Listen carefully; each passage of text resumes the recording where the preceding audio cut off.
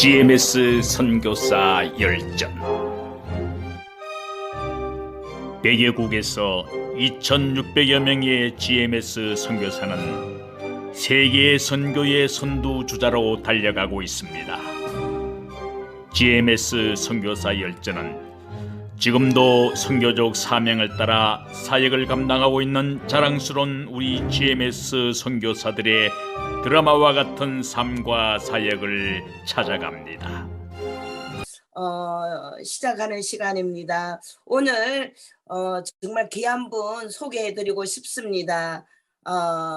애굽에서 사역하시는 김신숙 선교사님이십니다.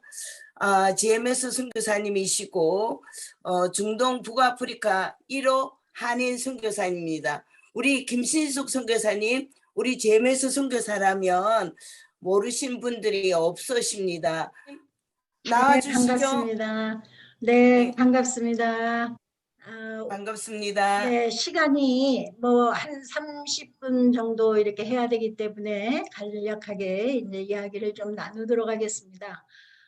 제가 어릴 때 태어난 것과 저희 가정에 대한 것들, 그 다음에 또 선교사로 나가기 전에 하나님께서 준비하셨던 그런 과정들, 그 다음에 선교지에서 나가서 또 이렇게 지나는 동안에 하나님이 하신 역사들을 잠시 간략하게 나누도록 하겠습니다.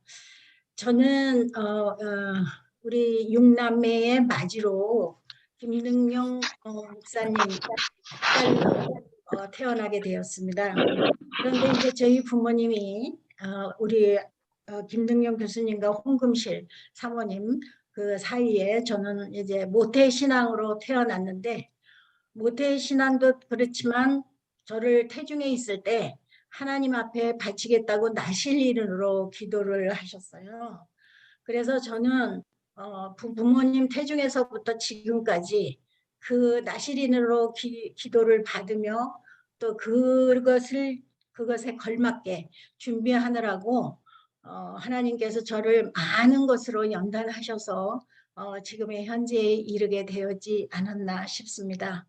그래서 저는 이제 모태신앙으로 어릴 때 부모님이 하려는 대로 순종하며 열심히 교회나 교회 생활이나 또는 가정에서 가정예배나 열심히 보면서 국민학교 5학년 될 때부터 아버지가 새벽기도를 데리고 다니셔서 제가 새벽기도를 시작한 것이 국민학교 5학년 때였습니다.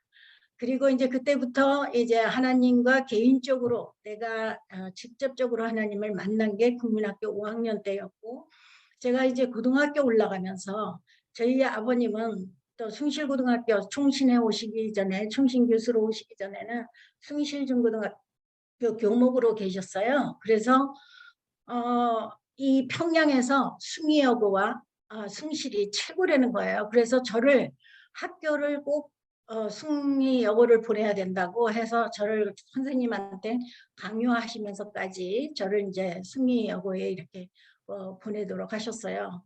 그렇게 하면서 제가 숭이여고에 이제 크리스찬 스쿨에 들어가다 보니까 거기에 이제 신앙부가 있고, 그 신앙부의 언니들하고 열심히 쫓아다니면서 고등학교 2학년 때부터 저는 또 고등학교 시절 때부터 철원수도원, 기도원을 쫓아다니면서 또 이제 그 선배 언니들과 함께 기도도 했고, 또 제가 이제 신앙부장으로 숭이여고에서 또 이제 리더로 있으면서 또 열심히 하나님께서 저를 계속적으로 어릴 적부터 말씀과 기도로 이렇게 훈련할 수 있는 그런 여러 가지 여건들을 준비해 주셨습니다. 그래서 이제 제가 이제 고등학교 졸업을 하면서 저는 제가 참 원하는 인류대학에 들어가고 싶어서 애를 썼는데, 결국 제가 그렇게 되지 못함으로 인해서 이제 실망하고 이렇게 좌절하고 있을 때 저를 아버지가 사람 만나기를 원치 않고 전화도 안 받고 이러는 이제 과정 속에서 아버지가 이제 저를 멀리 보냈어요. 그래서 이제 제가 강릉에까지 가서 1년 재수하면서 다시 이제 학교를 이제 들어가려고 이렇게 했는데, 사실 제가 고등학교 다닐 때 성도교회에 이제 고등부를 다녔어요. 그래서 그 우리 박영선 목사님, 그분하고 같은 동기여서 우리 방영선 목사님이 회장이고 제가 부회장으로 고등부에서 이제 활동하면서 성덕교에서도 열심히 했고 또 고등학교 다니면서 정말 하나님의 사모로 아버지가 부모님이 기도할 때 딸이면 목사 사모로 막 아들이면 목사님으로 하나님께 바치겠다고 기도했기 때문에 저는 이제 목사 사모로서의 그런 어떤 준비를 열심히 하기 위해서 사실은 고등학교 때 신앙생활을 참 열심히 한 것 같아요. 그래서 새벽 기도를 성덕교회 가서 하고 거기서 이제 승희여고가 가까우니까 승희여고 갔다가 또 학교에 가자마자 저는 산에 올라가서 성경책을 들고 성경 말씀을 보면서 내가 오늘 하나님의 말씀을 읽지 아니하면 영의 양식을 먹지 아니하면 육의 양식도 먹지 않겠다. 이런 마음의 결심을 하고 고등학교 때 열심히 신앙생활도 하고 영적인 훈련도 하고 공부도 열심히 한다고 했는데 제가 이제 그런 실패의 길을 가면서 이제 신앙도 한번 흔들리고 그러면서 이제 제가 사람도 안 만나고 기피하고 이렇게 할 때 아버지가 저를 멀리 그러면 네가 사람 만나지 않고 너를 모르는 이제 곳에 보내주랴. 그래서 제가 이제 강릉에 가서 한 6개월 있으면서 하나님과 다시 굉장히 깊은 만남을 만나게 되면서 내가 정말 그 개미가 열심히 일하는 그것을 이렇게 따라가면서 볼 때 아 내가 개미만도 못한 그러니까 짐승만도 못한 정말 이런 부족한 사람이 내가 하나님의 사람이 되겠다고 이렇게 했는가 하면서 하나님 앞에 겸손과 이런 회개와 이런 과정을 제가 그 기간에 강릉에서 가졌습니다.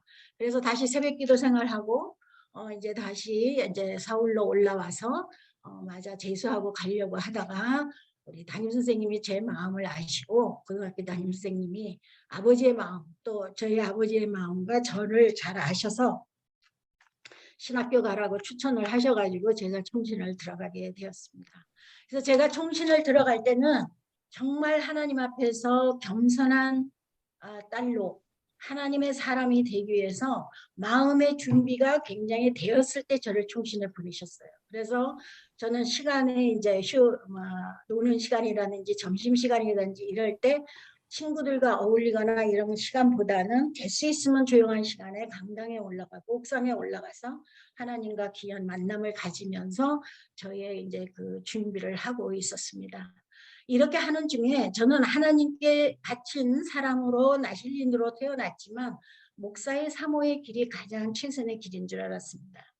그랬는데 저는 제 남편을 만나게 되면서 선교라는 것을 알게 됐어요. 그래서 하나님의 일이 목사 사모로서만 일하는 게 아니라 목사나 목사 사모로서만 아니라 선교사의 삶이 있구나 이걸 알게 됐어요.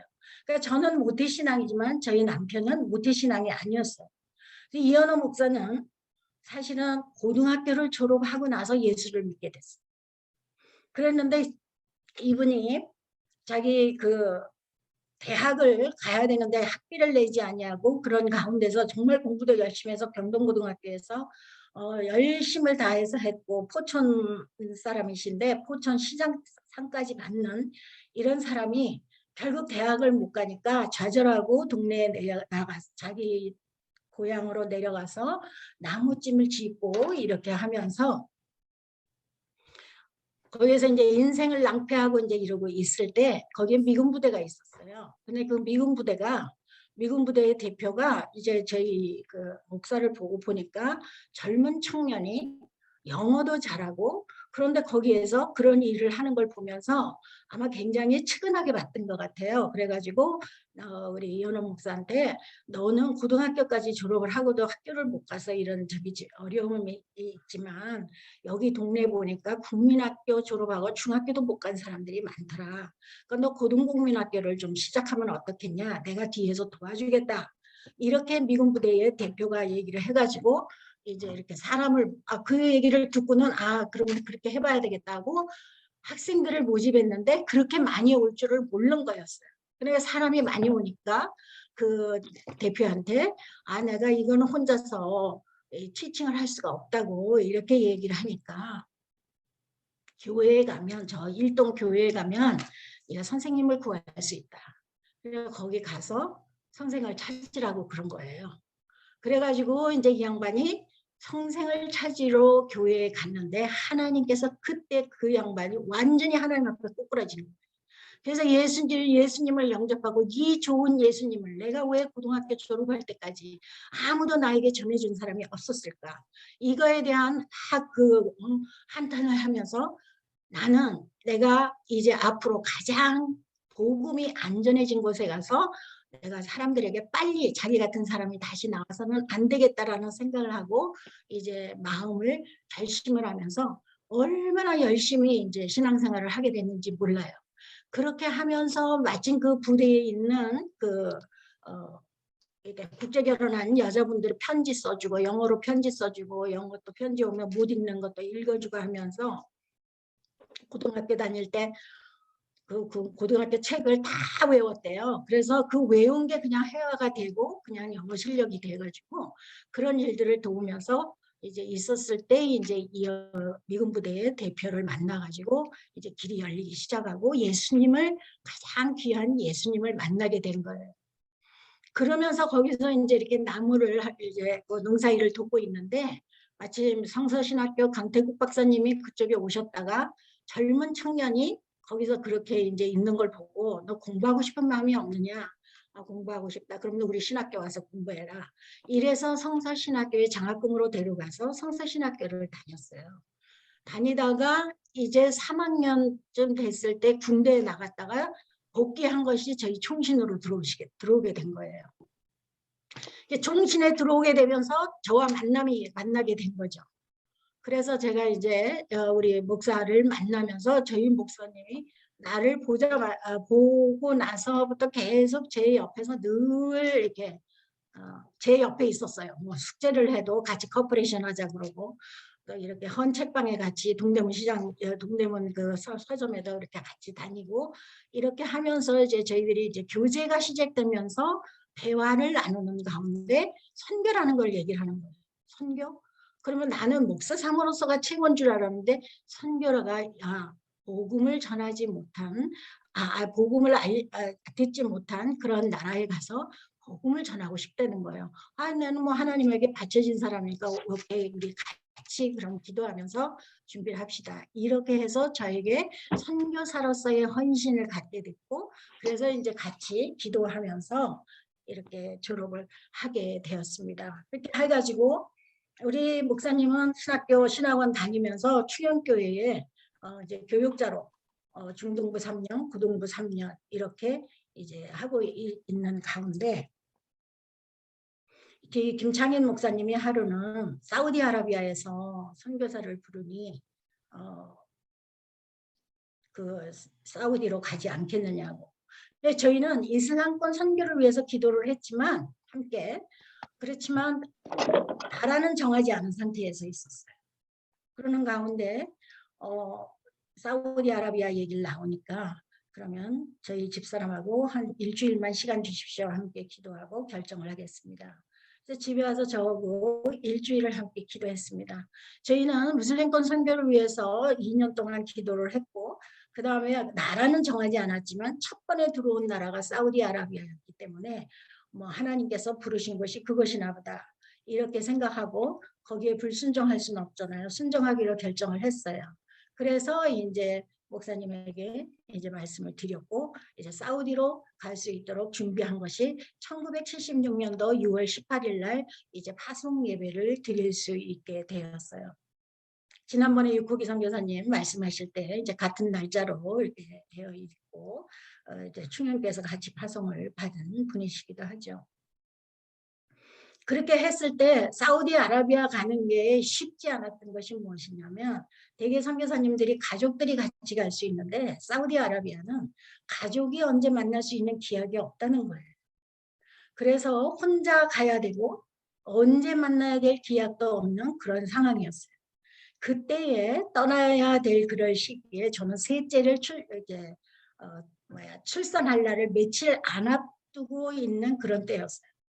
그런데 이제 남편이 떠나야 되는 이제 그런 입장이기 때문에 사실 쉽지 않은 결정이었지만 하나님이 원하신다면 순종할 수밖에 없다라는 마음에 저희는 결정을 했어요. 그래서 결국은 이제 파송 예배를 드리고 목사님 혼자서 이제 8월 3일 날 이제 떠나게 됐고, 저는 출산을 우리가 6월 24일에 우리 셋째 딸을 출산을 하고 산 지 40일 만에 우리 선교사님은 혼자서 이제 떠나게 됐는데, 공항에서 떠나시기 그 안에 들어가기 전에 나한테 V자를 그리면서 6개월 동안 아무 소식 없으면 순교한 줄 알아요. 이러고 선교사로서, 선교사 아내로서 믿음으로 준비를 잘 하세요. 이러고 그냥 안으로 들어가 버리는 거예요. 그리고 제가 집에 들어와서 그날 밤 한 일주일을 잠을 못 잤어요. 만약에 진짜 아무 소식이 없어 6개월 안에 순교한다면 나는 어떻게 할 것인가에 대한 이런 고민을 하면서 이제 기도를 하고 밤에 잠을 자지도 않고 이제 이렇게 기도하는 중에 하나님이 저에게 믿음을 조금씩 줬어요. 그런데 사우디에 들어가자마자 저희 목사님이 이제 얼마 안 돼가지고 6개월 만에 추방하게 된 거예요. 추방을 당하게 되니까 이제 다시 인도네시아로 이제 이렇게 오게 됐고, 그 다음에 이제 중동 선교사로 파송을 받아야 하기 때문에 중동 선교사로 다시 이제 들어가기 위해서 기도를 하고 있는 중이에요. 근데 사우디아라비아는 사실 처음에 들어갈 때 선교사로서 들어갈 수 없기 때문에 한국 건업에 우리 김창희 목사님이 한국 건업의 김인득 장로님한테 부탁을 해서 그 한국 건업의 직원 형식으로 해서 우리 그 기능공들을 인솔해 가지고 그러고서 사실은 들어갔거든요. 그런데 들어가서 그곳에서 목사 선교사가 들어왔다는 소식을 알게 됨으로 인해서 결국은 이제 목사님이 추방을 당하는 이런 경우가 됐었어요. 그리고 이제 인도네시아에 와서 다시 중동으로 들어가기 위해서 이런 이모저모를 알아보고 홍해 선교의 닥터 건이 그 목사님한테 연락도 하고 이렇게 하면서 열심히 이제 들어갈 준비를 하고, 저는 한국에서, 저는 이제 그때 아이들이 어린아이가 3명이기 때문에 새벽 기도를 할 수가 없어서 저희 이제 그 다락방에다가 기도를 하면서 다락방에 올라가서 아침 새벽 기도를 하고 이렇게 준비를 하면서 있었습니다. 이렇게 이제 하나 선교사의 아내로서 또 선교사로서 부부 선교사로서 제가 이제 이런 준비를 하는 과정에 있었어요. 그런데 이제 그 인도네시아에서 이제 반둥이랑 이런 여러 지역을 돌았어요. 왜냐하면 그때 우리 조동진 목사님이 우리가 선교사의 사명을 가지고 기도를 하면서 그때는 선교훈련이라는 게 없었기 때문에 조동진 박사님이 선교대학원, 동서선교대학원이 이제 있어서 저희들이 2번 그 선교대학원에 참석하면서 이제 준비를 이제 선교사로서의 그런 준비들을 하고 있습니다. 이렇게 준비를 하는 중에 이제 알았던 인도네시아 분들, 태국에서 오신 분들, 그 아시아 쪽에서 오신 그런 분들 이제 저 번호를 적어 놓은 게 있어가지고 그분들을 또 만나러 이렇게 다니면서 인도네시아에서 다시 중동에 들어올 길을 찾고 있었어요. 그때의 반둥에서 우리 서정은 총장님, 저기 장로교 장신에 있는 장로교 총장님, 그분이 그때 선교사로 거기 나와 있으셔서 그분이 또 많이 도움을 주셨어요. 그래서 그분이 이 중동으로 들어가기 위해서는 싱가포르에 있는 조셉 단을 소개해주고 그 소개를 하면서 이제 같이 싱가포르까지 나와서 소개해주고 이제 이런 여러분의 도움을 하나님이 받을 수 있는 길을 허락해 주셨어요. 그렇게 해서 인도네시아에서 3개월 있다가 싱가포르, 그다음에 파키스탄 거쳐서 태국에 왔어요. 태국에 와서 우리 김종홍 선교사님 만나서 김종홍 선교사님에게 또 도움을 좀 받고 또 그곳에 있는 타일랜드 목사님을 만나러 이제 그 람빵을 이제 가가지고 그분을 만났더니 중동은 들어가기가 지금 굉장히 어렵고 중동에 대한 인포메이션도 별로 없는데 선교사 여기서 우리 이 선교사 태국에서 5년 한 텀 일하고 그리고 다시 중동에 그 인포메이션도 없고 조금 문이 열려 있는지 보고 그러고 가면 어떻겠느냐. 이래서 이제 거기에서 가족도 초청해주고 우리 신학교에서 티칭도 하고 저는 이제 그때 신학교 졸업하고 나서 총신도서관에서 사서로서 그때 일하고 있었어요. 그런데 거기 신학교도 사서가 필요하니까 그럼 와서 사서로 일하고 목사님 교수로 하면서 가족 초청해 줄 테니까 태국에서 한 텀을 하고 가라는 거예요. 그러니까 이제 목사님은 6개월 동안 너무 이 나라 저 나라 다니면서 힘들고 어렵고 가족을 초청해 준다고 하니까 기분이 좋아가지고 저한테 편지가 들어왔습니다. 편지를 왔는데 저는 새벽기도 시간에 하나님 저희를 중동 선교사로 부르시고 하나님이 이게 추방을 당했는데 저희가 전할 곳이 어디입니까? 하나님 어디에서 하나님 부르셨습니까? 그리고 이제 기도를 열심히 이제 하는데 하루는 기도하는 중에 하나님이 한없는 하늘과 한없는 그 모래의 그 땅을 보여주면서 이집트 하는 마음을 저한테 주는 거예요. 그래서 저는 하나님이 그럼 우리에게 이집트를 허락하실 것인가? 라고 응답을 받았는데 저희 목사님은 태국으로 오라 그랬다고 태국에 이제 초청해서 우리 이제 가족도 만날 수 있고 여기서 사역도 할 수 있고 너무 좋다고 이제 연락이 온 거예요. 목사님 저는 가지 않습니다. 제가 기도할 때 하나님이 우리는 무슬림권 놓고 기도했지 불교권 놓고 기도하지 않았습니다. 그리고 우리는 중동 선교사입니다. 중동으로 가야 합니다. 저는 가지 않습니다. 목사님 만약에 거기서 한 텀을 한다면 5년이 늦어집니다. 빨리 들어가셔야 됩니다. 이렇게 제가 이제 편지를 보냈고 만약에 거기 가서 사우디에서 추방당한 경험이 있으니 유학생으로 아랍어를 배워야 되니까 유학생으로 가정하고 들어가셔 모든 유학 서류를 해서 보내겠습니다. 그래가지고 이제 제가 이제 편지를 보냈더니 저희 목사님도 어를 띄지 않으시고 그냥 그 편지 받자마자 나는 아브라함에게 하나님이 본토 고향을 떠나서 가라고 할 때에 갈 바를 알지 못하고 떠난 것처럼 난 아브라함의 믿음을 가지고 또 당신이 뒤에서 기도해주는 기도를 믿고 떠나겠노라. 보따리 싸들고 무작정 아무도 아는 사람 없는 가운데 이집트에 들어간 것이 77년도 3월 12일이었어요. 그래서 도착해서 그냥 혼자서 택시를 타고 가장 싼 호텔로 가자고 한 것이 이제 록시라는 그 헬리아폴리스 카이로 공항에서 가까운 록시 호텔로 데려다 줬어요. 그리고 이제 거기다 그 짐을 내려놓고 그 다음부터는 길을 익혀야 되고 동서남북을 알아야 되니까 하루에 아침부터 저녁까지 걸어 다니면 길을 익히고 이집트 버스를 타고 다니면서 이제 거기 이집트를 배우기 시작했어요. 근데 하루는 걸어가는데 교회가 보이는 거예요. 이슬람 국가인데 교회가 보여서 너무 반가워서 들어가 보니 거기가 마침 복음주의 에집트 장로교 교단 교회였었어요. 그 엘리아스 마카르 목사님 한 분을 만나니까 너무 반가운 거죠. 이제 매일 거기 교회를 출근하면서 이집트에 대해서 이제 여러 가지를 이제 배우기 위해서 이제 물어보고 이렇게 질문하는데 그 엘리아스 마카르 목사님이 이집트 장로교회 교단장이었어요 그때. 그리고 에집트가 유일하게 미국 장로교에서 세운 신학교가 있는데 애국복음주의 신학교의 교장이 그때 없어서 그분이 교장 대리로 있는 과정이었어요. 이런 식의 정말 그런 분을 걸어 다니면서 만났다는 거는 정말 이거는 하나님께서 인도하시지 아니하고는 할 수 없는 그런 일이거든요. 그래서 이제 거기에 그분을 만나면서 그분께서 인포메이션을 주기를 뭐라 그러냐면 우리가 보름 후에 총회가 열린다. 이집트가 항상 4월에 총회가 열리거든요. 그 총회가 열리는데 그때에 우리 지금 신학교에 구약 교수가 없다. 닥터 톰슨이 있다가 지금 이제 은퇴해서 들어가게 돼서 미국에 들어가게 돼서 그 자리에 비어 있는 자리를 대체할 것과 그 다음에는 도서관 사서로 일했던 닥터 로이 여자 선교사님이 또 은퇴를 하셔서 안식년이어서 그 자리를 비게 되니 두 사람의 이제 선교사를 선정하기 위한 시간이 있어서 외국 선교사들이 와서 프리젠테이션을 자기를 알리는 그러한 시간이 있다는 거예요. 이 선교사도 그때 와서 좀 하면 어떻겠느냐 이렇게 해서 저에게 이제 기도 요청이 와서 저도 열심히 기도를 했습니다.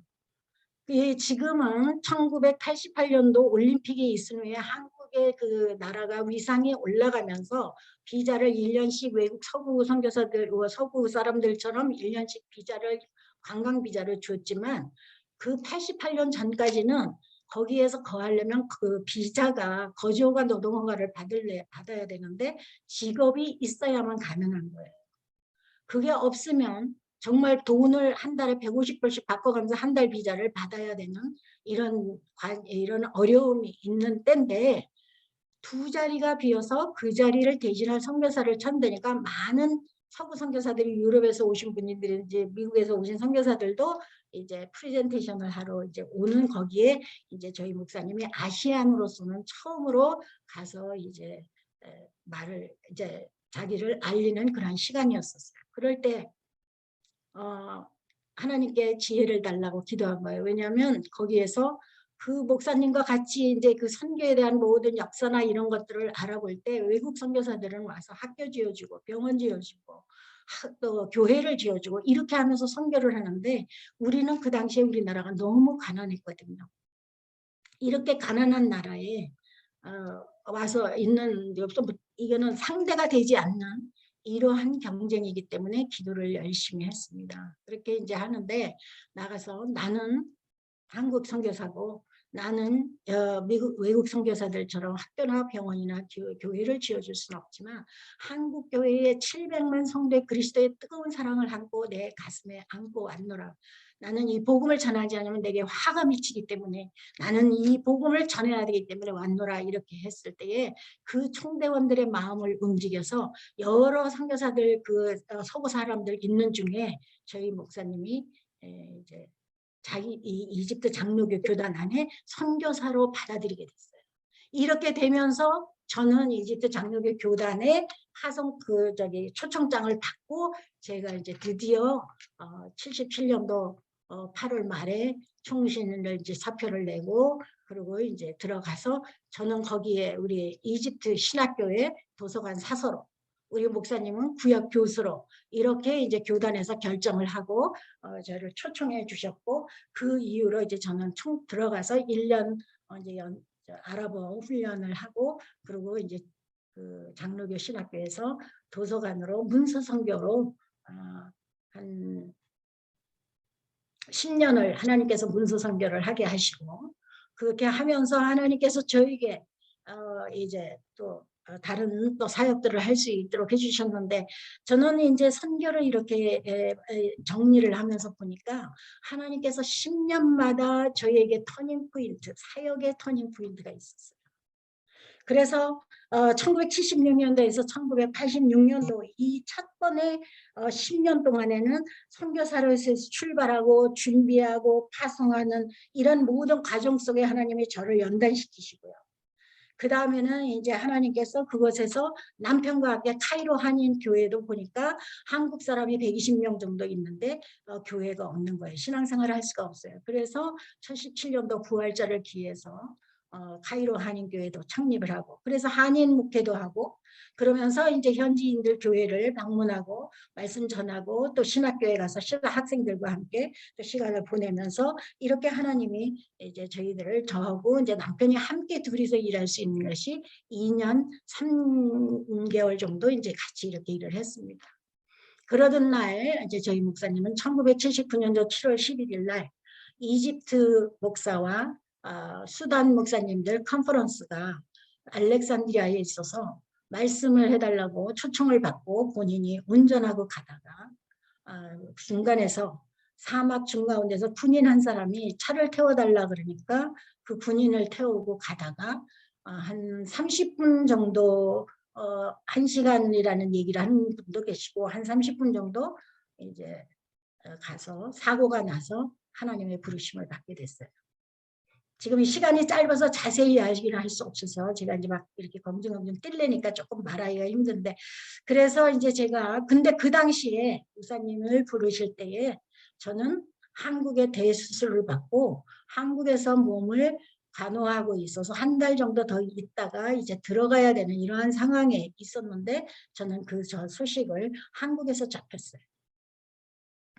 그랬을 때 저는 그게 이제 이 통신이 그때 이집트는 통신이 어려워서 정말 편지 하나를 받아도 3개월이 걸려야 되고 같은 동네에서 전화를 해도 뭐 몇 시간을 전화기를 돌려야만 전화가 통화되고 이러는 아주 불편한 이러한 때였었는데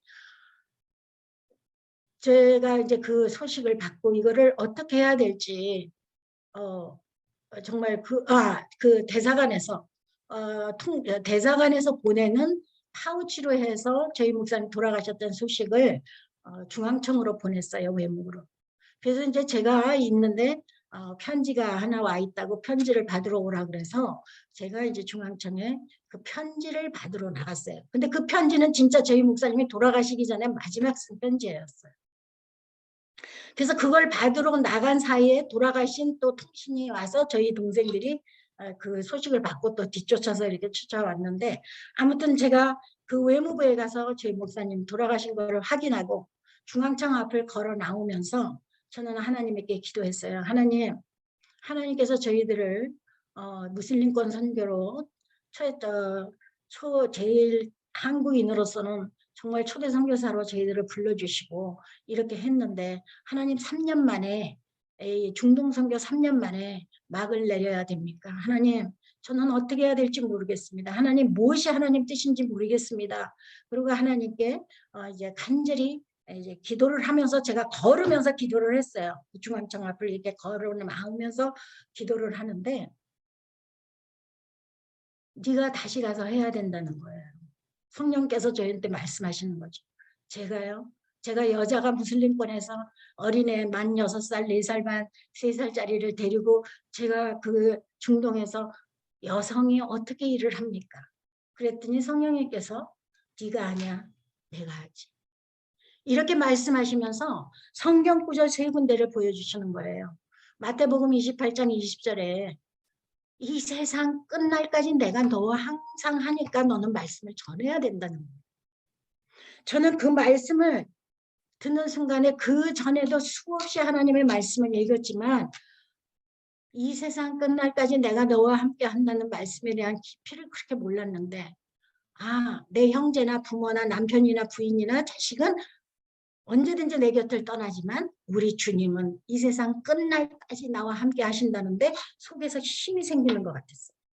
두 번째가 고린도전서 13, 13절에 감당치 못할 시험은 허락지 아니고 시험을 당할 쯤에 피할 길을 주신다는 거예요. 나에게 남편을 잃어버린 것 같이 이 크라큰 이런 정말 시험이 어디 있겠는가. 그러네 하나님께서 이거를 견딜 수 있거나 그래서 피해갈 길을 주신다는 것을 힘이 되더라고요. 그 다음에 세 번째 주신 말씀이 빌립보서 4장 13절에 내게 능력 주시는 안에서 능치 못할 것이 없다라는 것이죠.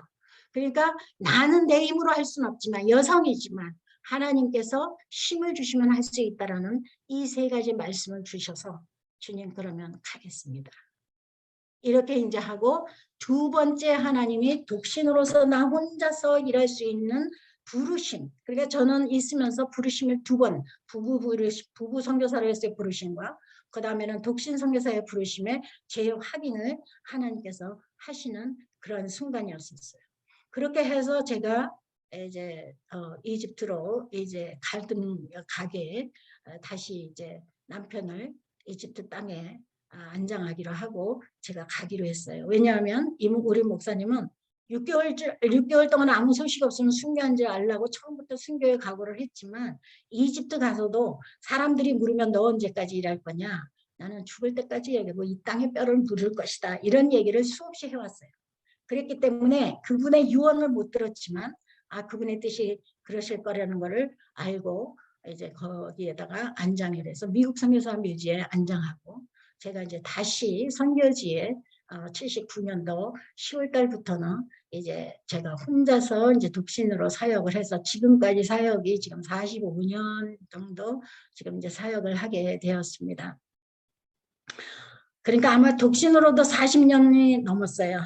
이제 사역을 하는 그 시간이. 이렇게 하는데 하나님께서 이미 제가 일할 수 있는 1터는 이제 신학교를 통해서 문수선교를 시작해서 제가 1터는 있었고, 그러나 남편이 간 다음에 나는 어떻게 하면 그 일들을 잘 감당할 수 있을까. 남편은 영어도 잘하고 그 다음에 영어를 잘하다 보니까 아랍어도 다른 사람보다 빨리 배우고 이런 여러 가지 언어의 능력도 있고 또 지구력도 있고 이런 모든 것들이 있지만 나는 부족한 것이 많은데 이걸 어떻게 해야 되냐. 언어도 부족한데. 이래서 저는 그때부터 하나님 앞에 기도하면서 눈에 불을 켜고 언어 공부를 해야 되겠다 해서 하루는 2시간은 영어, 2시간은 이틀은 영어, 이틀은 아랍어 이렇게 해가지고 신학교 일하면서 이제 계속적으로 일했어요. 그다음에 목사님 돌아가신 다음에 현지인을 데리고 있는 것이 가장 언어를 배우는데 좋겠다. 그래서 이집트 목사님 딸을 또 1년 동안 같이 살면서 이제 언어 훈련을 하면서 남편이 준비했던 이런 것들을 열심히 이제 같이 제가 그러한 저기를 준비를 하면서 저 혼자로서의 사역을 이렇게 하는 준비 기간을 하나님께서 그 기간에 주셨어요. 이렇게 하면서 하나님께서 10년 동안 있는 동안에 거기에 있는 학생들이 다 또 지방에서 올라오잖아요. 그래서 하나님이 지혜를 주시기를 너 지방에서 오는 학생들 그 지방들을 방문하면서 지방 순회를 하면 어떻겠냐는 마음을 주셔서 제가 이제 그때부터 이제 지방 순회를 10년 동안 다녔어요. 10년 동안 다니면서 보니까 정말 거기에는 어린이 선교, 부녀자 선교, 또 이 평신도들 지도자들이 필요하다는 것을 절박하게 느꼈어요. 왜냐하면 시골에 내려가면 목회자들이 적다 보니까 성도들이 자기네 혼자 리더도 없이 매일 나와서 찬양하고 기도하고 그러고는 2시간씩 있다가 가는 건 그러한 교회들을 많이 보게 됐어요. 그래서 평신도라도 키워서 평신도들이 리더들이 인도하면 좋겠다라는 생각이 있어서 평신도 리더자 훈련 이 3가지를 놓고 제가 10년 동안 방학 동안이나 노는 날을 기해서 방문을 하면서 하나님께서 저에게 그러한 지혜를 주셨어요. 그래서 이제 그거를 통해서 이 3가지 비전을 놓고 하나님 앞에 간절히 이제 이렇게 기도를 하는 그러한 시간들을 갖게 되면서 하나님이 저의 사역들을 이끌어가기 시작했어요. 이렇게 하면서 하나님께서 그 센터를 또 10년 기도하는 가운데 에집트 장로교 교단 본부에다가 애굽 선교 센터를 6층에다 지을 수 있게 허락을 해주셔서 정말 어느 다른 파라처치에서 와서 진다 그래도 짓고 들어오겠다 그래도 허락지 않았는데 저는 그분들이 한국의 인터내셔널 프레이어 컨퍼런스 때 나와서 저를 위해서 기도해주는 교회 목사님들과 만났을 때 거기에서 그것을 제의를 하셔서 제가 이제 하나님의 크신 은혜로 애굽 선교 센터를 그것에서 하면서 신학교에서 이제 있으면서 그 다음에 또 10년 그 문서 선교 이후에 하나님이 10년 만에 안식년을 주셔서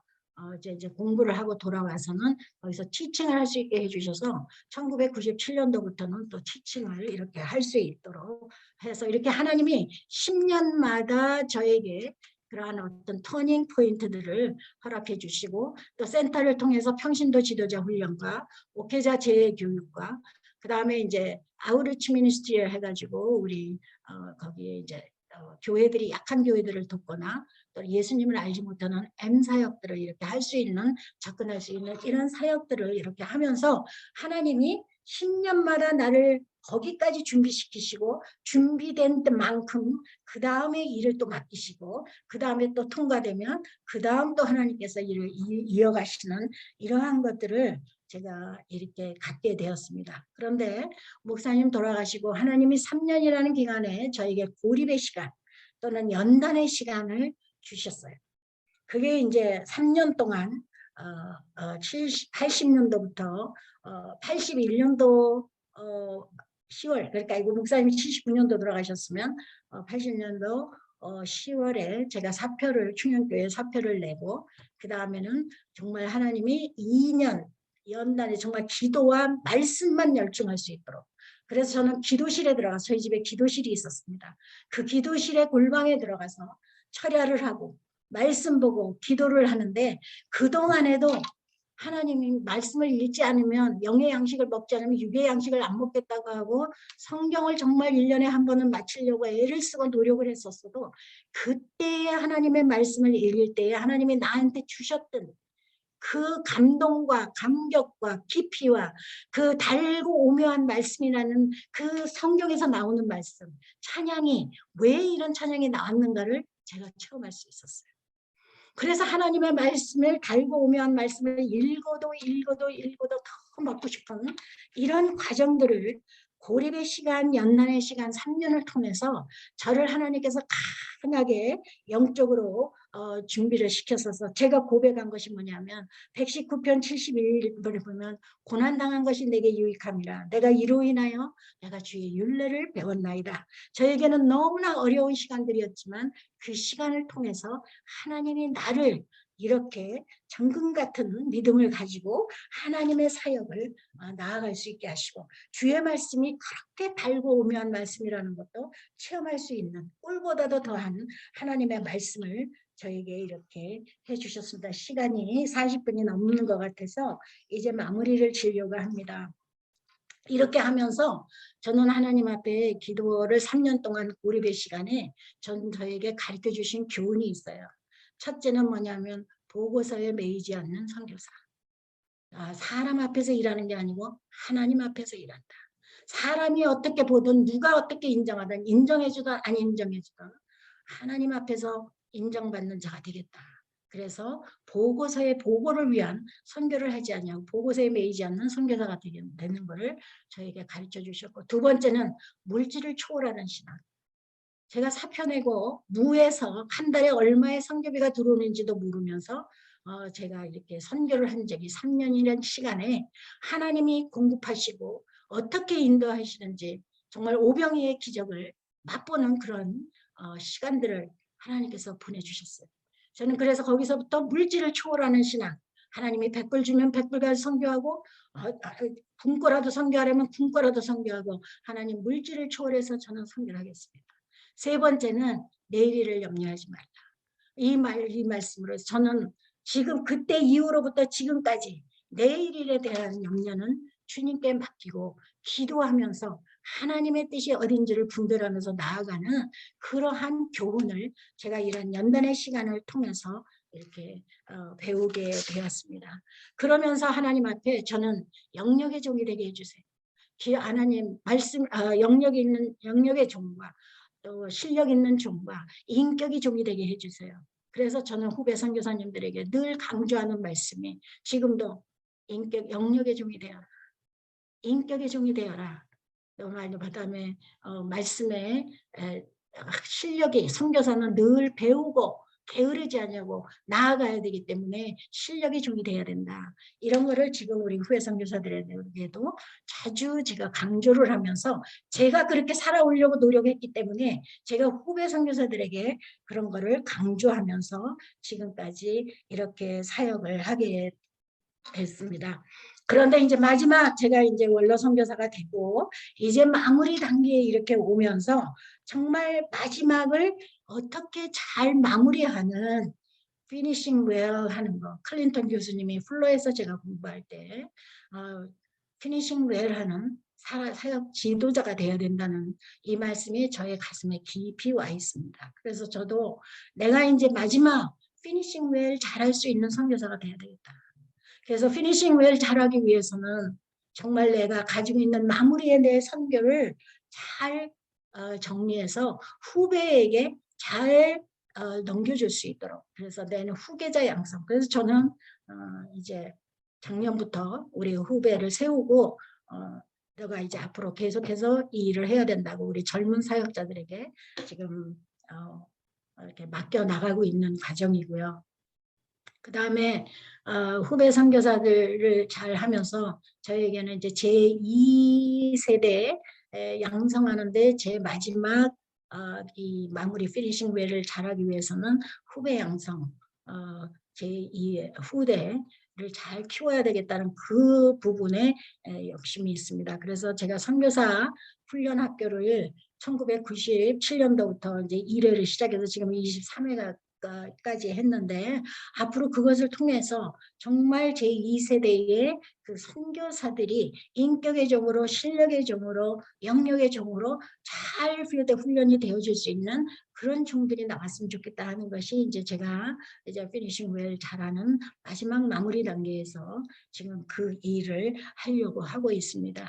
그래서 하나님 그리고 마지막에는 지금은 이제 우리가 센터가 난민 사역에 좀 많이 포커스를 맞추고 있는데 그 이유는